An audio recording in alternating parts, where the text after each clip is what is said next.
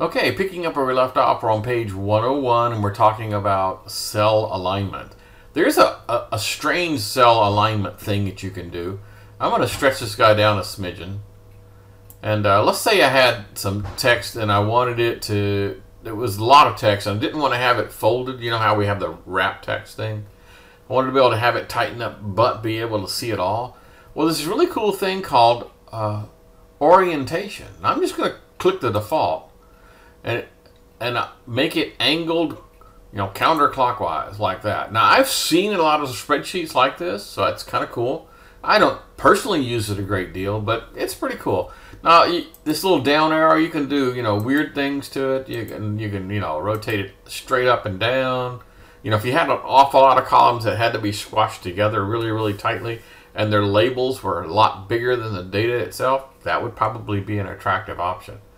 Okay, I'm going to put it all back. So I'm just going to turn off that. Okay, cool. Now, remember how we double-click something to make it automatically have the automatically resize? Okay, cool. All right. So the next thing to talk about is background color. So on page 103, they talk about changing the background color of a cell. So let's pick a cell. Doink.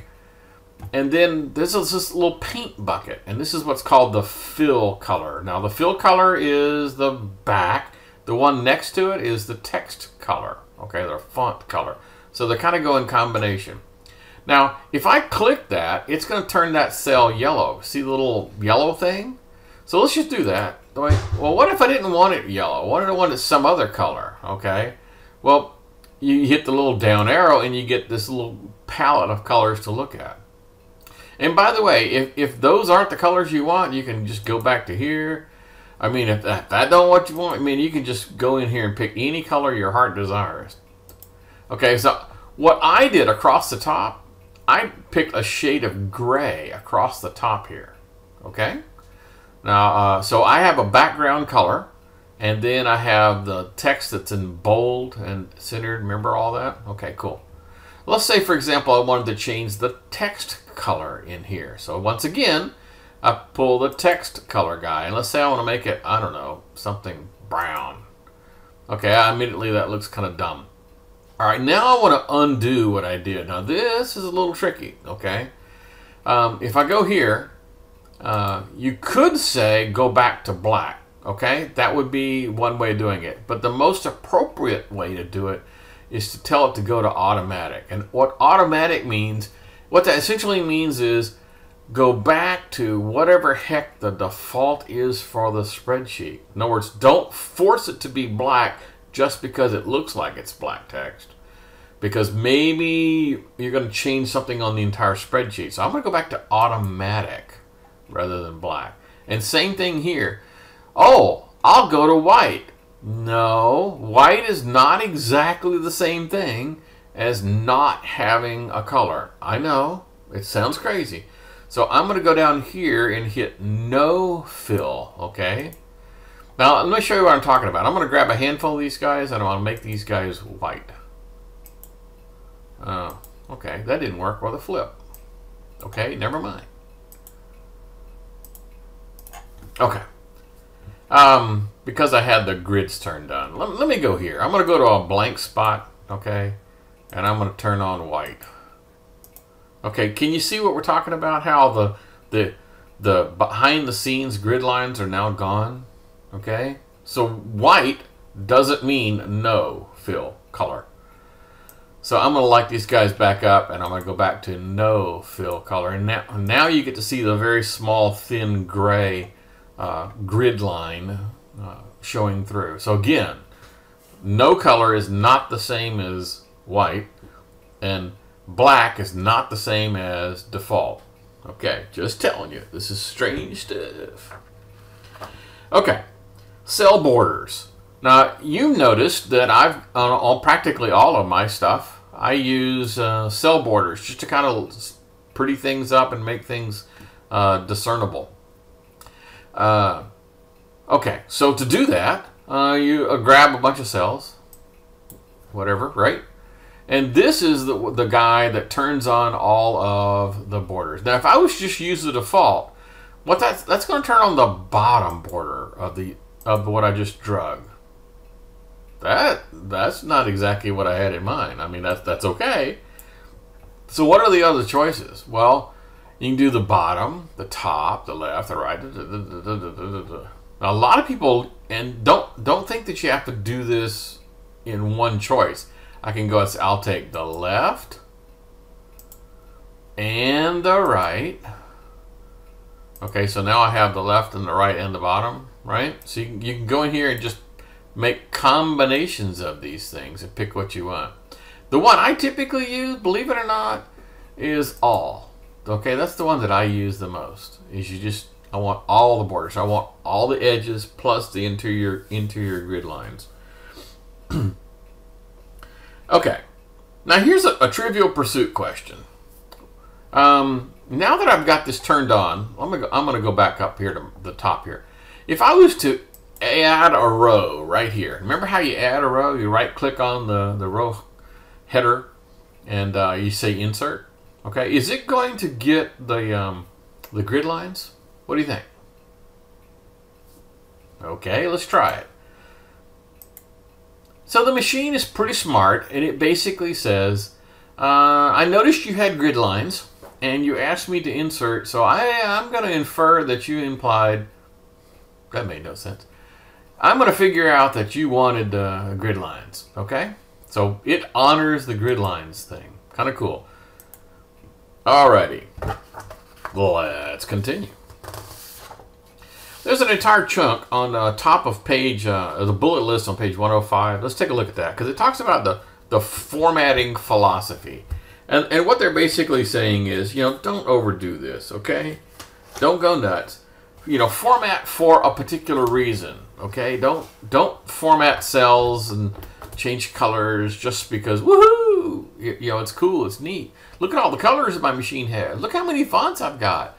That's not helpful. It's got to be a legitimate reason. If you wanted to highlight, for example, like the midterm exam, that would be a good thing to highlight. Okay, so let's just change the text to red for the two major exams. Okay, now that's legitimate, kind of bring your attention to a particular cell kind of a thing. Okay, but if I made them all red, well, then I'm kind of defeating the purpose, right?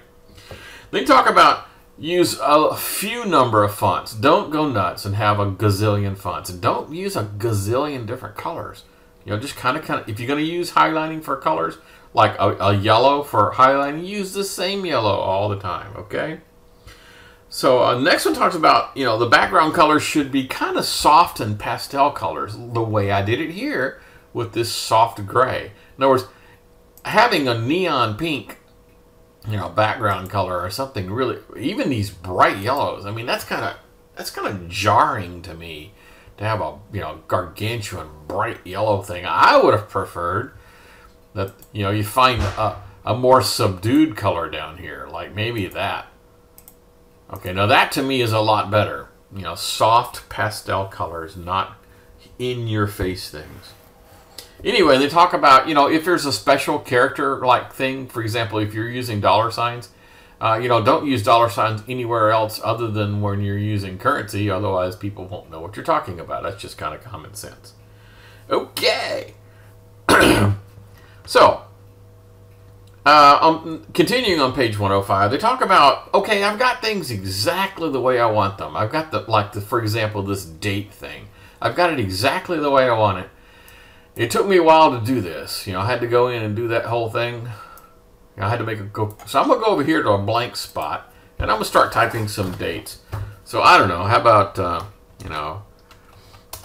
8, whatever, 2015, and 9/22, and 10/1, 2015. Okay. Well, notice that it didn't use the same formatting style over here. So you think, oh man, I'm going to have to go through and do all of it again. Light this up. Go in here. Go down to the more. Go down to the custom. Click on this guy. Manually change those things. Okay, that's one way of doing it. But you can imagine how, okay, that's going to get kind of annoying after a while. So there's a really cool thing you can do. It's called the Format painter. And the format painter is kind of sort of like copy and paste, except you're not copying pasting data. You're copying pasting just the cell formatting. Isn't that pretty cool? So if pretend like we're doing a copy and paste. I go to one of these, doesn't matter which one, and I would normally like do a copy, right? So this little guy right here is called the paintbrush, the format painter. Okay, way over here in the corner. All right, so I grab the guy that I want, and now I've essentially copied it.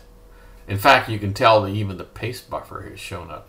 Now, see how now my cursor's got the fat plus the little paintbrush stuck out there. See that? So now I'm just going to grab and drag this on top of that. And it automatically formatted the cells just the way I had it to include the grid lines. Okay? Kind of cool, huh? All right.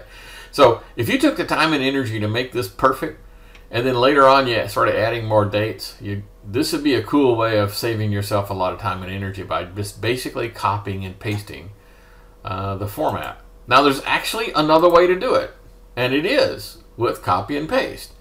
Okay, so I'm going to click on one of these guys, and again, it doesn't matter. So I'm just going to do copy. I'm going to do a keyboard shortcut. I'm going to do Control C. Okay, and then I'm going to go over here and light these guys up. Instead of just doing a paste, I'm going to hit the little paste with the little down arrow because I don't want to paste the data. Okay, and there's a lot of choices here, and here are the choices. Paste, the normal one. Paste just the formulas. I don't want to do that. Paste the formulas and the formatting. Here's one keeps for blah blah blah blah blah blah blah blah blah blah blah. So here's one that just does formatting. So I'm not pasting the data. I'm pasting the format. Now, admittedly, this is the exact same thing as what the format painter did. Okay, the format painter did the exact same thing, except it just didn't make you choose anything. So either way, copy and paste special, right? A paste special. And by the way, I love this little second chance button. I really love that because it did what you told it to do, and then it'll hang around a while saying, is that what you meant? Okay, so this little paste guy will give you a second chance to go in there and say, well, that's not exactly what I had in mind. In this case, it is what I have in mind. Okay, kind of cool. So I love the little format painter guy. Format painter is super cool. Okay. And there's another thing they talk about when you can paste values. Now, I will tell you this is, I'm kind of jumping ahead, but these dates in this column are not, this is the only date that's in this entire spreadsheet. Okay? Because this date is a formula that says add 6 days onto that one. And this cell is a formula that says add 7 days onto that one. Okay. So when I do a copy and paste, if I go here and copy all these guys, and then scoot over to some other spot and do a paste, there is a thing called paste values, okay? So values mean the numbers. Now, you look at this and you go, what on earth? I thought these guys were dates, right? Well, they are. So how do I fix that? I go here and say, oh, I'd like the short date guy. Okay, now I'm not going to go bother with the self-formatting part again. But my point is, this is going to make a little bit more sense when we get into formulas. So just kind of table that thought. Anyway, it's in the book in this order where they talk about pasting the format versus pasting the values. That's the reason I'm talking about it here. Although, quite frankly, it would make a lot more sense if they had waited until after we talked about formulas. Okay, this is probably a good place to stop for the 15-minute mark. We'll pick this thing up again in just a few.